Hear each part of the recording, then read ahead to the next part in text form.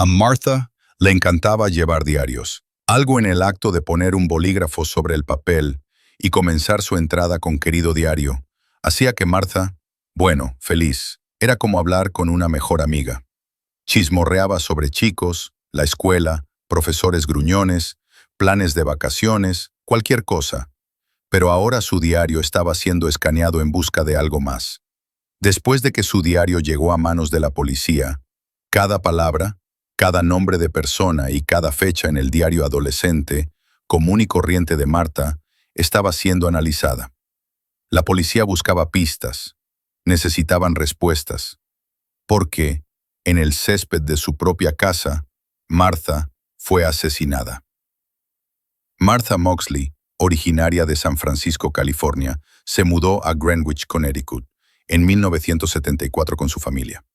La familia de 4 vivía en Belhaven, un vecindario tranquilo pero acomodado donde no había crimen. Aunque era una comunidad llena de gente que se mantenía a sí misma, Martha no era una de ellas. Era extrovertida y hacía amigos fácilmente. En 1975 Martha estaba en la escuela secundaria y estaba disfrutando de la vida. Justo al otro lado de la calle de la familia Moxley vivían los Skakel. Los Skakel eran bastante importantes. De hecho, eran primos de los Kennedy. La tía de los 7 hijos Skakel era Ethel Skakel Kennedy, la viuda del ex senador de los Estados Unidos Robert F. Kennedy. Aunque los Moxley y los Skakel no eran 2 familias que normalmente se mezclaran, los hijos Skakel se llevaban bien con Martha y su hermano John, pasando tiempo en clubes de tenis, divirtiéndose y simplemente siendo niños. Martha era especialmente cercana a 2 hermanos de la familia Skakel, Tommy y Michael Skakel. Tenían una amistad muy cercana y pasaban mucho tiempo juntos, pero pocos sabían estos niños que su amistad estaba a punto de desmoronarse después de una noche fatídica como ninguna otra. ¿Qué sucedió? El 30 de octubre, un día antes de Halloween, se conoce como Noche de Travesuras en Greenwich. Básicamente, los niños iban por su vecindario y causaban, lo adivinaste, travesuras. Tirar papel higiénico en los árboles, coches, patios traseros o cualquier propiedad pública. A los niños de la zona les encantaba hacer un desastre, pero en toda honestidad, es solo una diversión inofensiva. No es que anduvieran rompiendo ventanas, simplemente les encantaba empaquetar las pertenencias de la gente. Bueno, esta noche, aparentemente inofensiva, tomaría un giro muy trágico en poco tiempo. Martha se dirigía a la casa de los Skakel, y ella y los hijos Skakel se subieron a uno de los muchos coches que poseían, un Lincoln, y condujeron por el vecindario. Se informó que Martha y Tommy Skakel, que tenía 17 años en ese momento, se habían acercado demasiado esa noche. Después de un tiempo, uno de los otros hermanos Skakel preguntó si podía llevar el coche a la casa de un primo para ver el estreno de Monty Python's Live Circus. Michael supuestamente también se fue con los hermanos para ver el estreno, dejando a Martha y Tommy solos.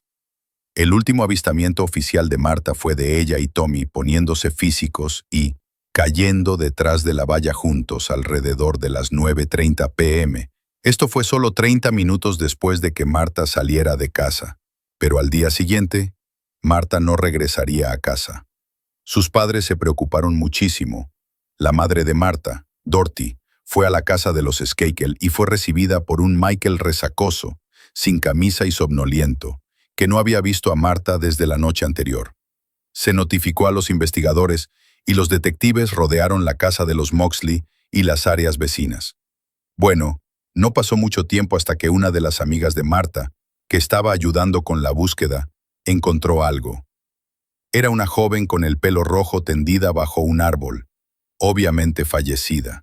Pero Martha tenía el pelo rubio, así que no tenía sentido.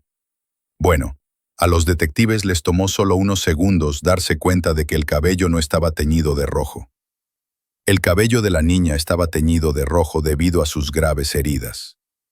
La joven había sufrido lesiones graves y brutales en la cabeza, y el arma homicida, o trozos de ella, fue encontrada cerca del cuerpo. Un palo de golf de 6 hierros.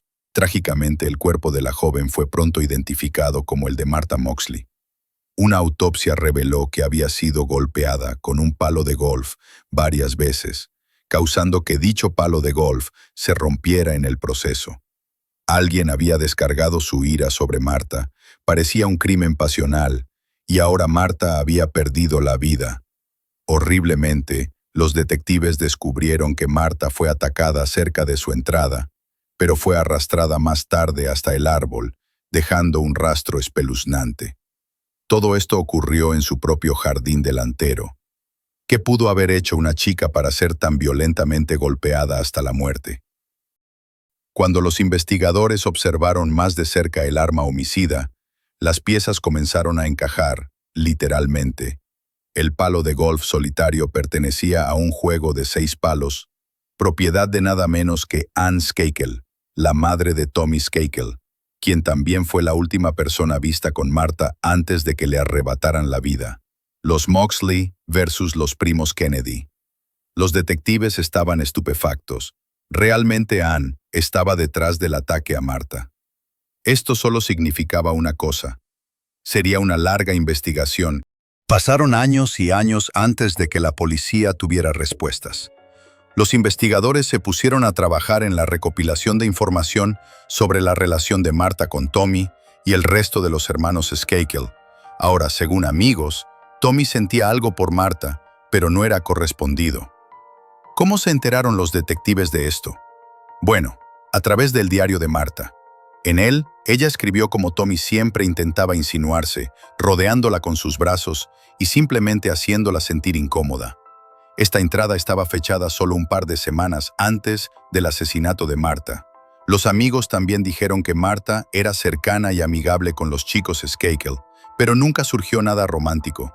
Todos los demás se mantenían a distancia de los chicos, que estaban constantemente en problemas. Los hermanos Skakel venían de familia adinerada, mucha, y estaban sin supervisión la mayor parte del tiempo. Eran la definición de niños mimados y privilegiados. En el diario de Marta, incluso contempló terminar su amistad con Tommy y Michael porque este último era demasiado ruidoso cuando se emborrachaba.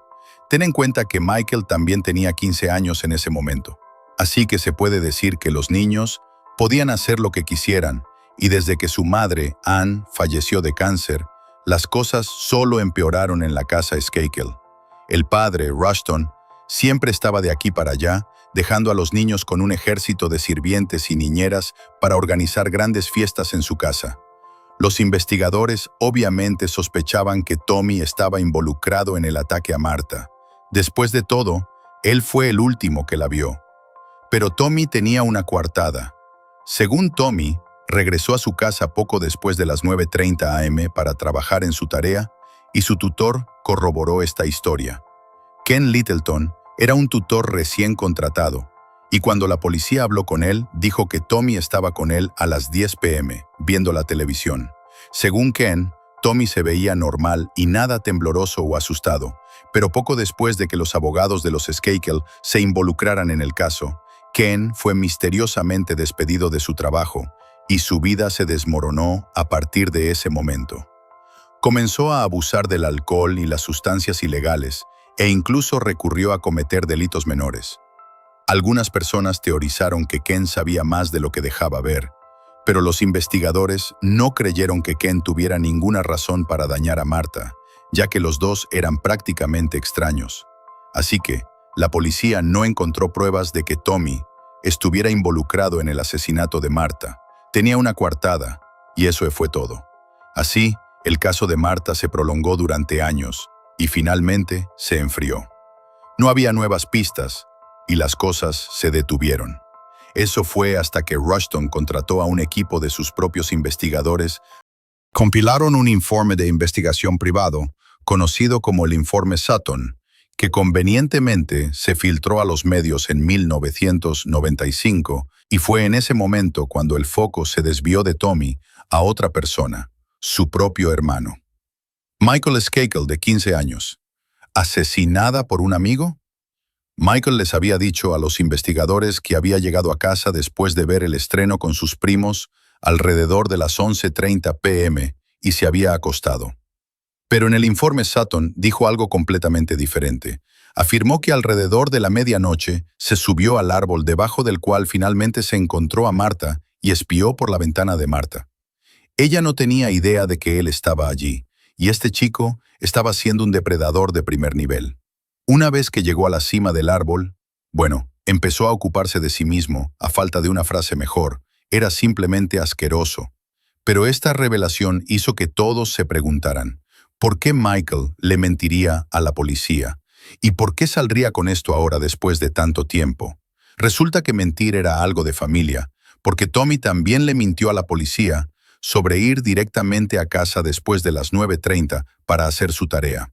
En realidad, estuvo con Martha durante 20 minutos, pero convenientemente omitió este detalle porque Tommy pensó que lo convertiría en un sospechoso principal.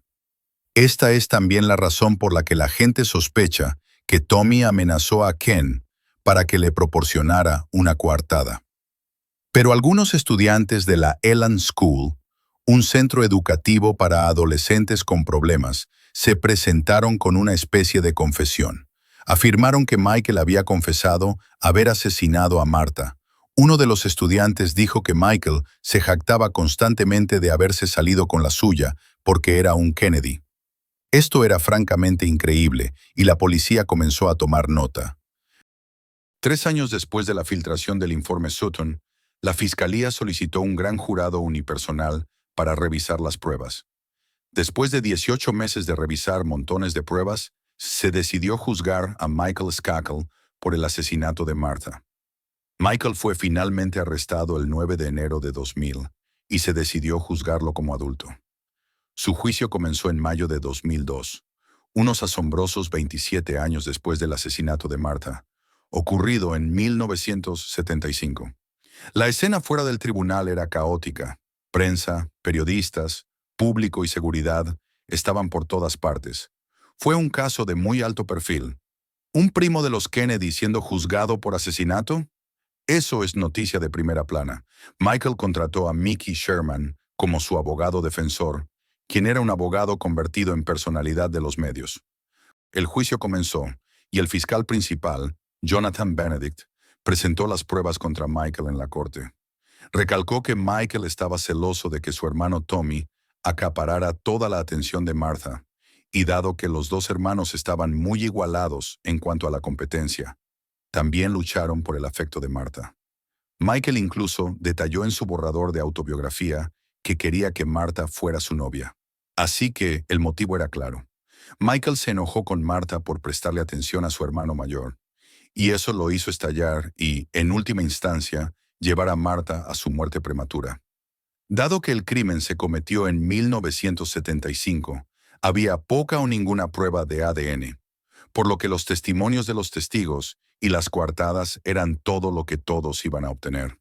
Hablando de testigos, la confesión de Michael sobre el asesinato de Martha con un palo de golf de ese estudiante de la Elan School también se leyó en la corte, ya que el chico que hizo esa afirmación había fallecido por una sobredosis de drogas antes de que comenzara el juicio.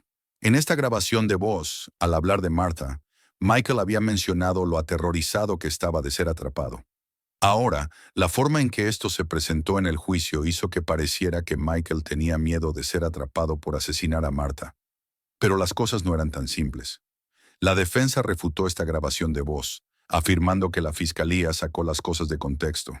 Afirmaron que el miedo del que Michael había hablado en esta grabación de voz no era lo que parecía. Michael no tenía miedo de ser atrapado por asesinar a Martha. En cambio, en realidad se refería a lo que había hecho en el árbol esa noche. Había estado en el árbol fuera de la ventana de Martha, mirándola y ocupándose de sus asuntos, por así decirlo. Según Michael, de eso se trataba la grabación. Tenía miedo de ser atrapado con los pantalones bajados, no de un asesinato. De todos modos, el juicio terminó con los alegatos finales de ambas partes, y todos estaban en vilo. ¿Era posible que un pariente tan cercano de los Kennedy fuera condenado por asesinato? Bueno, estaban a punto de descubrirlo. Todos esperaban el veredicto del jurado, y en junio de 2002 finalmente se reveló. Michael Skakel fue declarado culpable del asesinato de Martha Moxley casi 3 décadas después de su fallecimiento. La fiscalía buscaba una sentencia de entre 20 años y cadena perpetua, pero después del veredicto de culpabilidad, las cosas solo se complicaron más. El primo de Michael, Robert Kennedy Jr., estaba seguro de que la fiscalía sacó de contexto la declaración de investigación de Sutton de Michael y estaba decidido a sacar a Michael de la cárcel. La acusación de Robert Kennedy Jr. se basaba en algo más que la grabación de voz editada. También descartó la confesión completa de Michael. ¿Recuerdas la confesión que fue dada por el estudiante de la escuela Elan, quien falleció antes del juicio de Michael?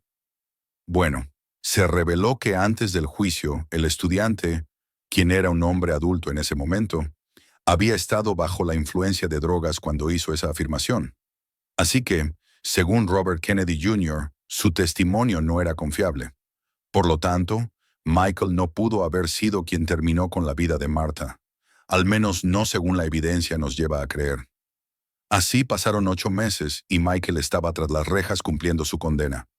Pero todo cambió cuando Robert Kennedy Jr. recibió un soplo que llevaría este caso en una dirección completamente diferente. Verás, según el informante, un hombre llamado Tony Bryan, quien fue compañero de clase de Michael en la Brunswick School y primo de Kobe Bryant, conocía detalles clave sobre el asesinato de Martha. Entonces, el nuevo equipo de abogados de Michael, Hope Seeley y Hubert Santos fueron a ver a Tony y grabaron en video su versión de los hechos la noche del asesinato de Martha. Según Tony, uno de sus amigos llamado Al de Nueva York se había interesado seriamente en Martha la noche que fueron a Greenwich. Al también estaba celoso de otros chicos que pasaban tiempo con Martha, y Tony recordó lo que Al le dijo durante uno de sus episodios de celos. Al había dicho, no entiendo por qué ella pasa tiempo con esos tipos cuando podría estar conmigo. Tony afirmó que él, Al y otro amigo llamado Burton estaban en la casa de los Skakel para pasar el rato cuando vieron los palos de golf. E inmediatamente, de la nada, Al y Burton dijeron que querían herir a alguien. Tony, por otro lado, levantó las manos porque no quería involucrarse, así que se fue, dejando a los dos chicos para hacer quién sabe qué. Avancemos al día siguiente. Los tres se encontraron, y Al y Burton confesaron que le habían hecho algo a alguien la noche anterior. Nunca mencionaron el nombre de Martha, pero en retrospectiva, Tony creyó y estaba seguro de que era Martha, porque las noticias de su fallecimiento estaban por todas partes. Cuando se le preguntó por qué no había revelado esta información antes, Tony dijo que tenía miedo de ser incriminado por su participación en un caso sin resolver, y en realidad fue su madre quien le impidió decir algo. Entonces, con esta información, en 2005, los abogados de Michael presentaron una solicitud para un nuevo juicio. Estaban seguros de que un hombre inocente estaba en la cárcel y el verdadero perpetrador andaba suelto, viviendo su vida. Cuando el juicio tuvo lugar, Tony se negó a testificar sin inmunidad porque pensó que sería considerado responsable. Porque aunque no hizo nada, sí llevó a las dos personas de interés, Al y Burton, a Belhaven, y eso no daba buena imagen. Así que, al final, solo se reprodujo la declaración en video de Tony, y la condena fue confirmada, con un fallo de 4-1. El jurado no se sintió convencido por la grabación de Tony, considerándola increíble. Pero eso no detuvo a Robert Kennedy Jr. de seguir luchando. En 2016, escribió un libro titulado Framed, Inculpado, en el que detallaba la versión de Tony de los hechos. E incluso se ayudó del diario de Martha, confirmando que ella sí vio a Al, Tony y Burton. Pero el problema es que, en el diario de Martha, ella nunca mencionó a Tony, Al o incluso a Burton por su nombre. Bailó con un par de chicos en un baile, pero sus parejas de baile no recuerdan haber visto a Tony, Al o Burton en ningún lugar. Así que las personas que Robert Kennedy Jr. creía que eran muy probablemente Tony, Al y Burton, bueno, esto simplemente no pudo confirmarse. Aunque Al no quería verse envuelto en este lío, su abogado dijo que las acusaciones eran completamente falsas e infundadas. El abogado de Al afirmó firmemente que el equipo de defensa de Michael estaba tratando de convertir a Al en un chivo expiatorio debido a la discriminación y la vulnerabilidad ya que era una persona de color y el cliente de la defensa era un hombre poderoso e influyente, además de ser primo de Kennedy. Todo este caso se ha vuelto tan extraño, tan rápido. Todos son primos y parientes de alguien famoso y rico, y todos son igualmente sombríos. Es tan bizarro. Además, el abogado de Al no se echó atrás al echar a Tony a los lobos.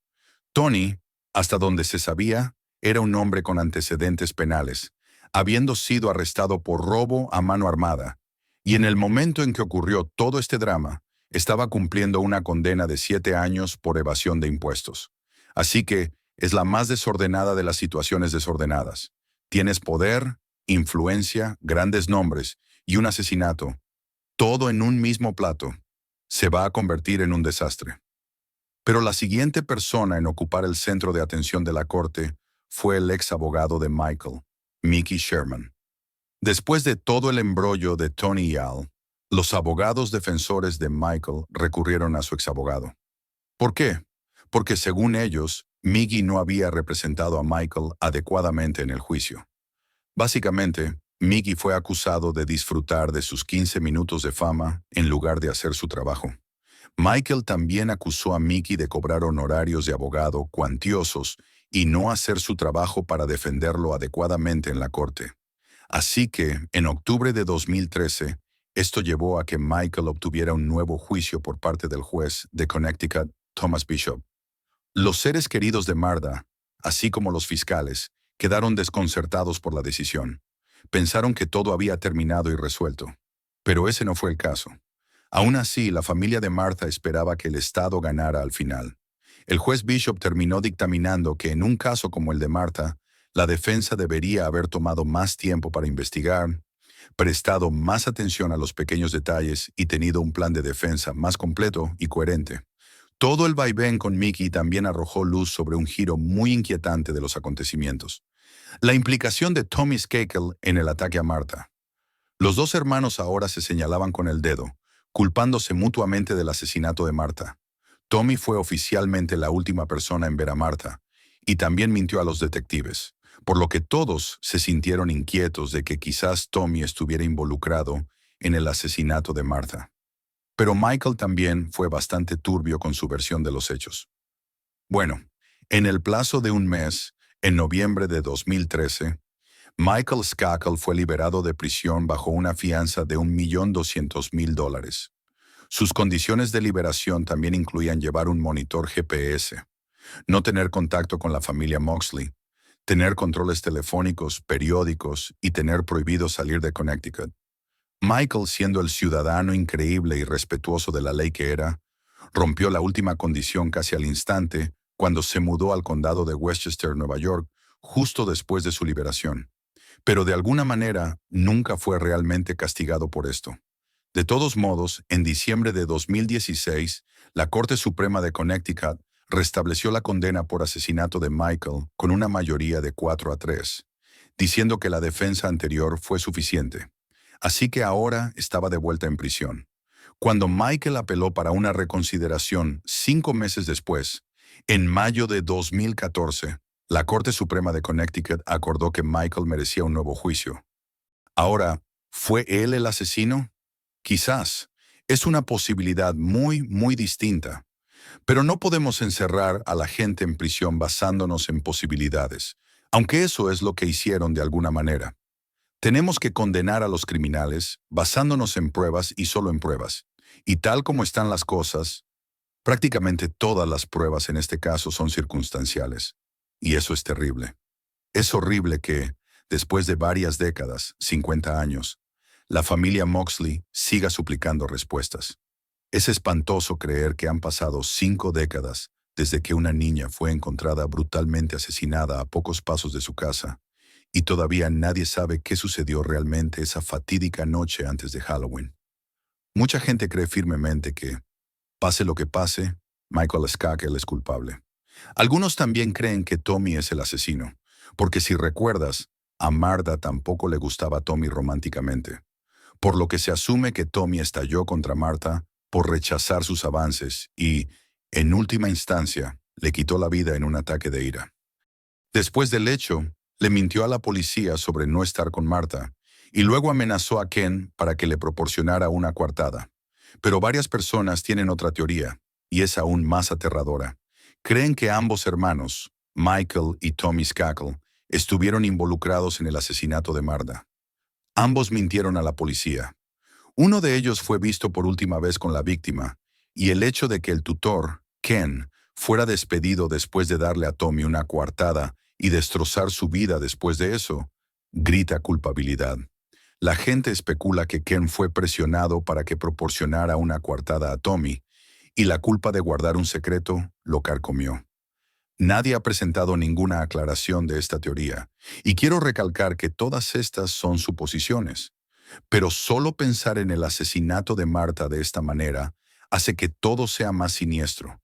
Es tan aterrador que el dinero y la influencia pueden comprar casi cualquier cosa. Puede limpiar los nombres de los malhechores y presentarlos como inocentes. Después de todo este tiempo, todo lo que le queda a la familia de Martha es su hermano John, que actualmente tiene 60 y tantos años, y todavía está tratando de recuperarse de esta pérdida dolorosa e increíble. Prácticamente todos los demás miembros de su familia ya no están, pero él todavía quiere saber qué le pasó a su hermana. ¿Y por qué? ¿Por qué le quitaron la vida a una chica inocente? Esa es la pregunta más grande de todas. ¿Por qué?